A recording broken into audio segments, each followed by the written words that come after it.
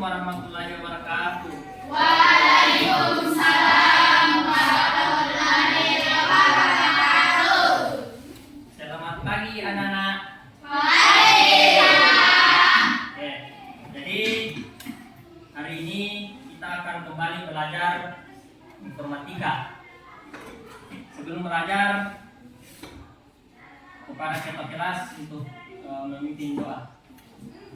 Sebelum kita belajar, marilah kita bersama-sama membaca doa. Doa dimulai. Bismillahirrahmanirrahim. Rabbi zidni ilman warzuqni fahman. Amin. Selanjutnya, Bapak akan mengecek kehadiran di kelas 7A. Yang disebut namanya silakan angkat tangan. Abdul Jihan, Alfiana, Anissa, Aprilia, Askara Putra, Atika, Adia, Ayu Lestari, Muhammad Rafli, Muhammad Rifan, Muhammad Afik, Muhammad Afik.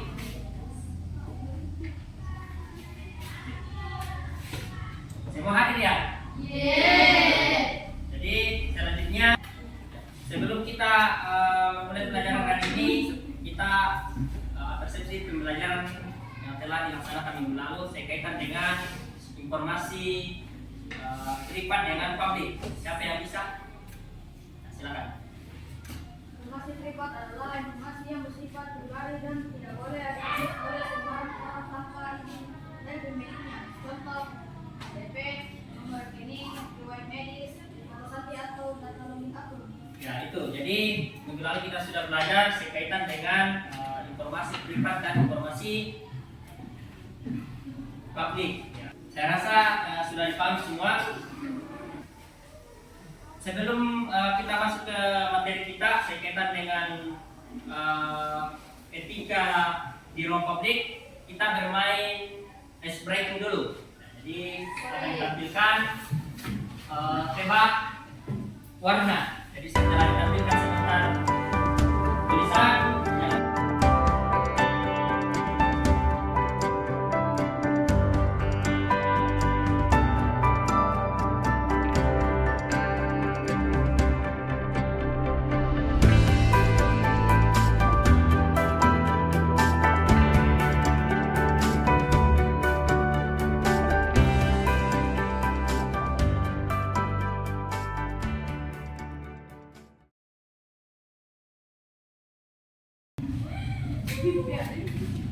Oke, kita di atas dulu untuk kelas 7A.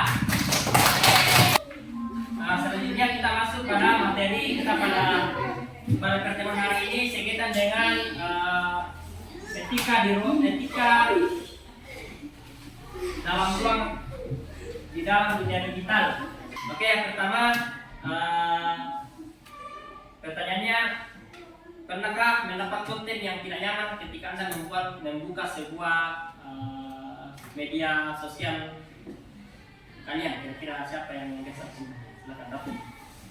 Pak, saya pernah melihat unggahan tentang berita hoax tentang pilkada dan rekamnya menjelek-jelekan salah satu pasangan calon, di mana calon tertentu menyebarkan sesuatu yang tidak benar terhadap calon lain. Saya merasa tidak nyaman karena berita seperti itu bisa memicu perpecahan dan kekerasan di masyarakat. Selain itu, saya khawatir berita hoax bisa menyesatkan orang lain. Ya, itu pertama, kita sering menemukan berita-berita hoax di media sosial. Karena akhir-akhir ini berita tentang pilkada mulai ramai di jagat media sosial. Ada pasangan calon tertentu menyebarkan berita tidak benar sekitar calon yang lain. Kira-kira siapa lagi yang biasa menemukan berita tidak enak, tidak nyaman atau tidak baik di media sosial? Aku, Pak. Ya, silakan. Kira-kira apa konten atau berita yang tidak baik yang kita biasa lihat di media sosial kita? Selanjutnya sudah terbentuk 4 kelompok. Kita akan mengerjakan latihan lembah kerja peserta didik. Jadi kelompok 1, 2, 3, 4 silakan berdiskusi melihat topik yang diberikan. Jadi ada unggahan yang dibagikan per kelompok, silakan diamati, dicermati dan apa yang menjadi pesan dibuka di dalamnya.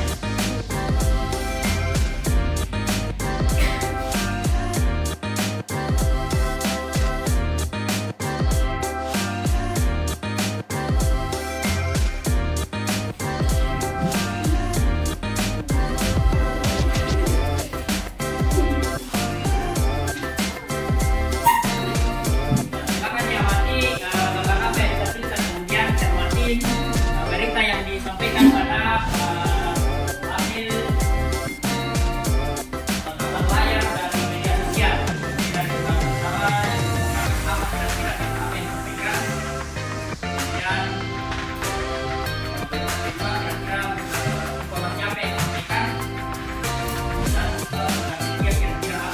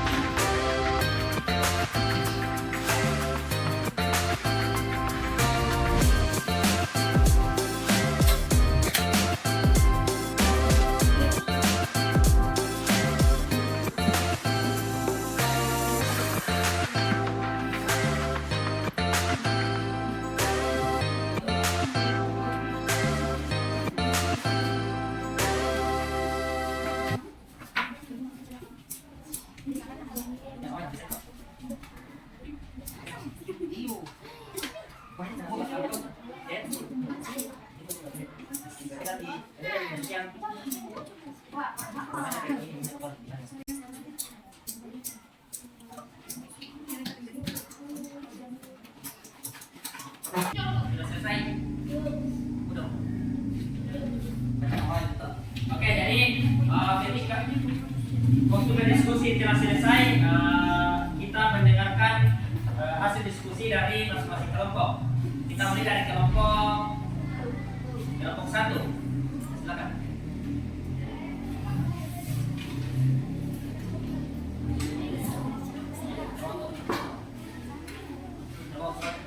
Dari hasil diskusi kami,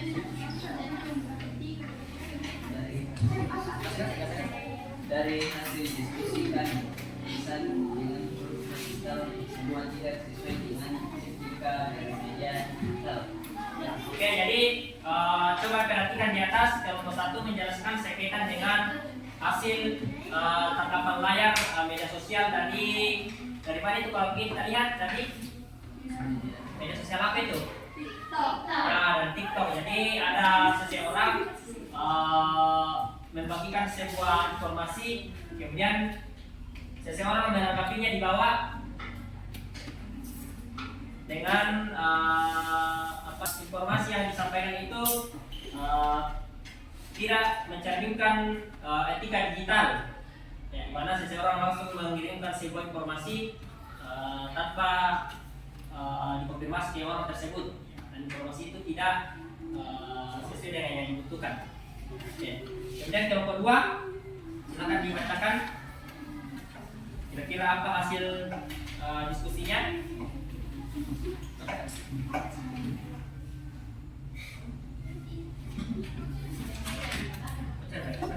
Remaja perempuan ini menginjak kepala ketika langsung sosial dan bertanya kepada petugas kebersihan di mana letak keran air.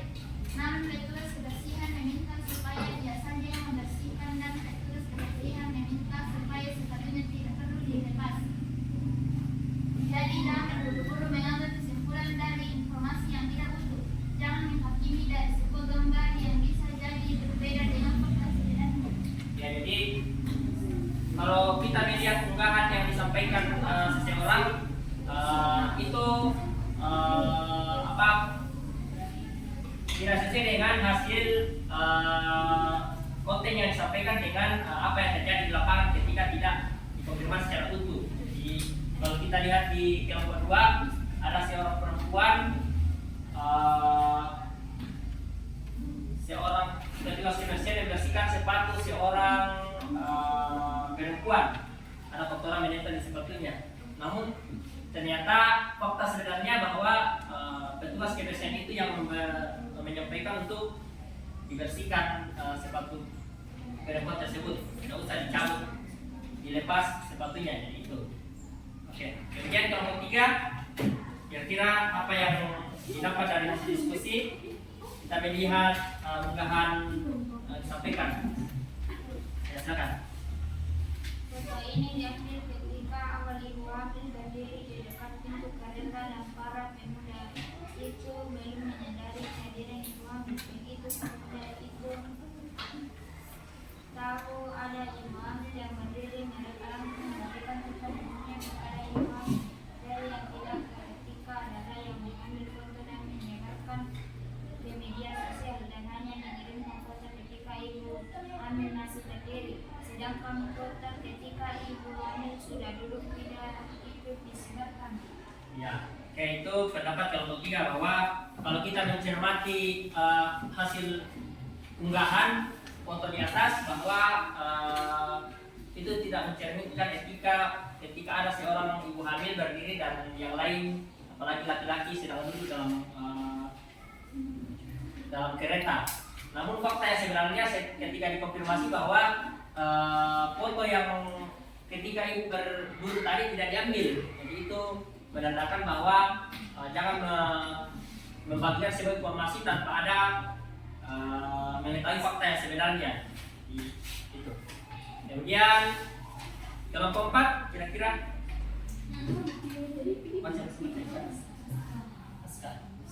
Seorang remaja tewas terlindas truk di pantai ketika sedang membuat konten menghentikan tiba-tiba sebuah truk yang sedang melaju. Remaja seringkali mencari cara supaya kontennya viral di media sosial. Salah satunya adalah dengan mengikuti tantangan atau challenge. Salah satunya yang sangat berbahaya adalah tantangan menghentikan truk yang sedang melaju. Hal ini sangat membahayakan si remaja sendiri maupun pengemudi truk. Terjadi beberapa kecelakaan yang mengakibatkan meninggal dan luka-luka.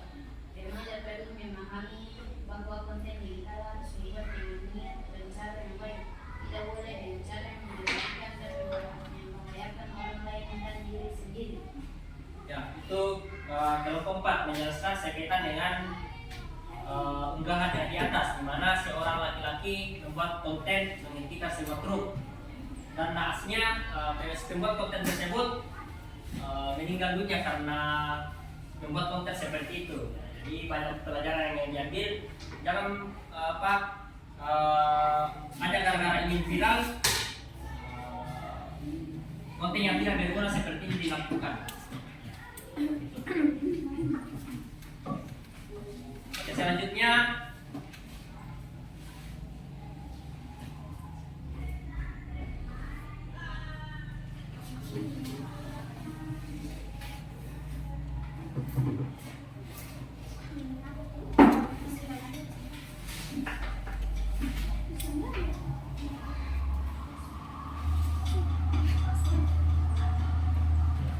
ini bagaimana tips-tips beretika di ruang digital. Jadi ketika kita berselancar di media sosial, banyak hal yang perlu diperhatikan. Tidak sembarang menyebarkan berita bohong. Ya, ada beberapa di atas seperti sebelum membagikan sebuah konten harus dipahami dulu sumbernya. Kira-kira ini fakta atau hoax ataukah tidak membagikan privasi seseorang. Kemudian gunakan bahasa yang santun. Bahasa-bahasa yang santun misalnya tidak berkata-kata jorok di konten-konten yang kalian bikin di media sosial, tidak berkomentar sembarang. Nah, itu. Kemudian hormati privasi orang lain. Itu yang kita sebutkan tadi pelajaran di awal bahwa minggu lalu bahwa privasi seseorang itu ada beberapa yang macam dan itu tidak sembarang kita bagikan kalau misalnya ada. Kemudian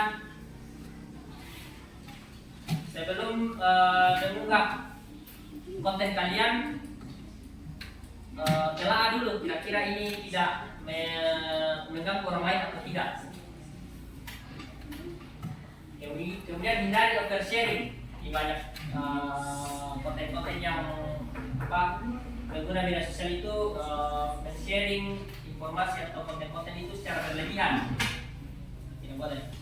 Kemudian gunakan fitur dengan bijak. Jadi ada fitur-fitur yang disiapkan di media sosial itu gunakan secara bijak. Jangan misalnya berita kesedihan, kalian mengirim gambar-gambar tertawa misalnya, gunakan secara bijak. Kemudian berempati dan peduli.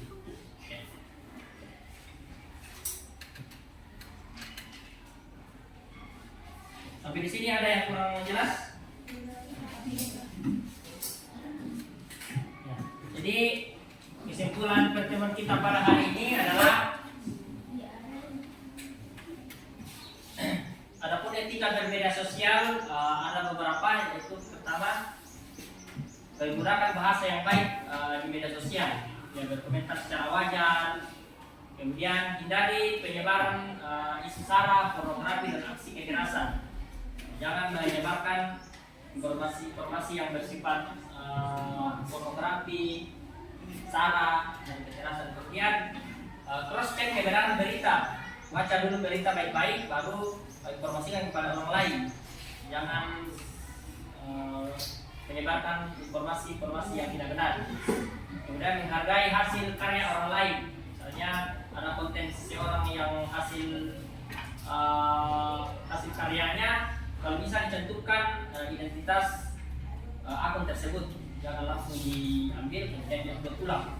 Kemudian tadi jangan terlalu mengumbar informasi pribadi, ya. Lagi-lagi bahwa ada informasi-informasi yang bersifat privasi dan publik, ada yang tidak boleh disebarkan sama sekali dan ada yang bisa.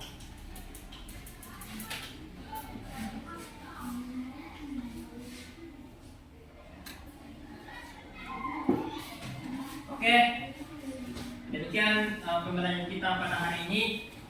Sebelum kita beristirahat, kita akan lanjutkan pembelajaran kita berkaitan dengan etika di dunia digital pada pertemuan berikutnya.